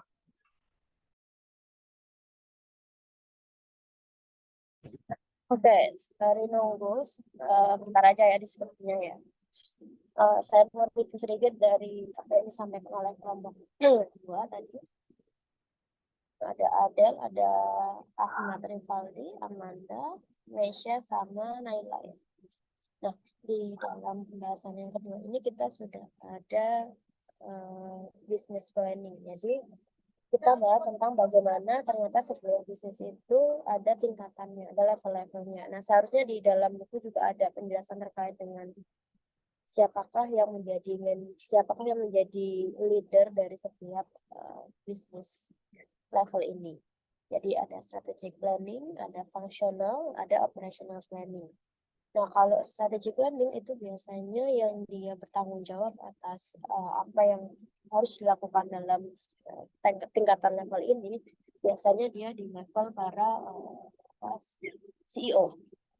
Nah, tapi kalau misalnya functional planning itu sudah mengarah ke misalnya kalau marketing CMO berarti kayak gitu ya. Jadi marketing leader itu masuk ke fungsi, jadi sudah masuk ke fungsi masing-masing divisi. Kalau dia seorang pemasar ya dia harus bertanggung jawab gimana cara memasarkan sebuah produk, membangun benar-benar sebuah produk kayak gitu. Kalau terkait dengan operasional dia lebih detail lagi. Biasanya dia membawahi berbagai macam aktivitas proyek. Nah, makanya kalau dalam perusahaan itu mungkin nanti kalau teman-teman misalnya gabung di perusahaan-perusahaan besar kan nggak semuanya jadi owner ya. Kadang memang di awal-awal itu ada yang suka ikut sama perusahaan gitu ya. Nah, biasanya kalau misalnya contohnya di Traveloka itu dia kerjanya itu by project. Jadi misalnya pun dia bukan orang pemasaran ya. Kebetulan saya punya teman accounting di sana. Accounting di sana itu dia tetap by project. Jadi project A, project B, project C kayak gitu. Nah, dia sebagai leader di dalam operasional function dari Traveloka. Ternyata itu ada. Dia menjalankan hari demi harinya project itu, yang bertanggung jawab atas project itu biasanya ada project leader-nya di sini. Kemudian tadi di sini juga sudah dijelaskan terkait dengan strategic planning ya, bagaimana tadi kalau nggak salah Mesya menjelaskan ini detail sekali, bagaimana dari pembuatan visi misi perusahaan, kemudian tentang evaluation environment ya, tadi sudah belajar di bab 1 bahwa perusahaan tentunya harus menganalisa di lingkungan sekitar itu seperti apa ya. Kalau tadi ada ekonomi, ada ada kompetitor ya. Sebenarnya ada banyak sekali teori-teori yang bisa membantu pemasar untuk menganalisa lingkungan kayak gitu. Nah, untuk selanjutnya tadi kita juga udah belajar terkait dengan strategic business unit SBU. Nah, sebenarnya apa sih yang dimaksud sebagai SBU ini ya? Ini menarik. Kenapa? Karena di perusahaan-perusahaan besar itu biasanya mereka punya produk-produk yang memang di dalam produk itu punya manajernya sendiri, punya pemasarnya sendiri, punya operational manager sendiri, punya finance manager sendiri gitu ya. Contohnya misalnya FMCG besar-besar tadi, atau misalnya tadi yang sempat disebut ada Wings, ada Unilever, ada Walls, itu kan di dalamnya banyak sekali dia punya produk. Indofood ya, Indofood di dalamnya ada banyak sekali produk. Jadi yang ngurusin Indomie sama yang ngurusin kecap Indofood mungkin berbeda. Ya, yang ngurusin sabun sama yang ngurusin makanan di Wings, yang mie sedap sama misalnya sabun cuci itu berbeda. Yaitu SBU. Nah, di mana seorang pemasar itu cukup harus paham betul ya di tingkatan fungsi yang kedua tadi ya, fungsional, itu harus memahami bahwa produk mana nantinya yang akhirnya bisa dipertahankan. Karena ternyata kalau memang nggak semua produk itu menguntungkan perusahaan, ya buat apa? Kayak gitu. Intinya di SBU itu kayak gitu. Nah, tadi dijelasin sama, saya lupa di sini tadi ada Amanda ya kalau nggak salah. Amanda ya yang jelasin. Tapi Amanda kasih contohnya dari buku ya sayangnya ya. Nah, di SBU ini kita tahu bahwa produk itu ternyata macam-macam di dalam satu perusahaan. Misalnya di Paragon, di Walls tadi, misalnya di Paragon, makeover itu sebagai produk yang mana nih kategorinya? Sebagai yang dok, atau cashflow, atau stocks, atau question mark. Nah, terus dianalisa sama functional planner manajernya. Cara pemasar mana nih nantinya yang akan menguntungkan. Nah, dalam SBU ini itu bisa dilihat dari sisi market growth rate sama relative market share. Nanti akan dijelasin sama kelompok lebih lanjut ya. Tadi ada yang bertanya bagus banget terkait itu. Oke, nanti saya tambahin kalau misalnya ada yang kurang paham. Oke, semoga dari kelompok 2 sudah ready untuk menjelaskan. Siapa duluan, nggak perlu urutan ya, yang mau menjawab dari pertanyaan teman-teman. Silakan.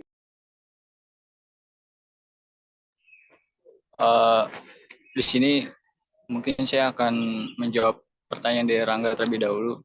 Jadi pertanyaan dari Rangga itu bertanya tentang bagaimana Erigo meyakinkan para fan timnas agar jersey yang nanti launching itu sesuai ekspektasi gitu. Dia menurut kami yang seharusnya dilakukan Erigo seharusnya riset gitu. Apa aja yang diinginkan fan timnas itu, desain dari jersey tersebut agar desain yang diinginkan para fan timnas itu sesuai harapan. Menurut saya desain sebelumnya itu yang bertemakan retro-retro itu menurut saya cukup bisa melihat hal itu dengan mengembangkan desain tersebut gitu, sesuai gitu desain tersebut. Sebelumnya kan retro, mungkin sekarang retro cuman lebih dibikin lebih ikonik dan simple. Menurut saya seperti itu. Apakah sudah terjawab, Rangga Ramadan? Saya kira cukup. Terima kasih. Baik, untuk teman-teman, apakah ada yang mau lanjut menjawab pertanyaan yang lainnya? Oke, di sini saya mau menjawab pertanyaan dari Dini tadi. Di dalam yang tadi step kedua itu kan ada 4 analisis ya. Tadi pertanyaan Dini itu di antara analisis situasi dan analisis SWOT itu lebih didahulukan yang mana gitu. Nah, kalau menurut saya sendiri, analisis situasi sama analisis SWOT ini merupakan 2 hal yang paling penting ya dalam strategi planning perusahaan gitu.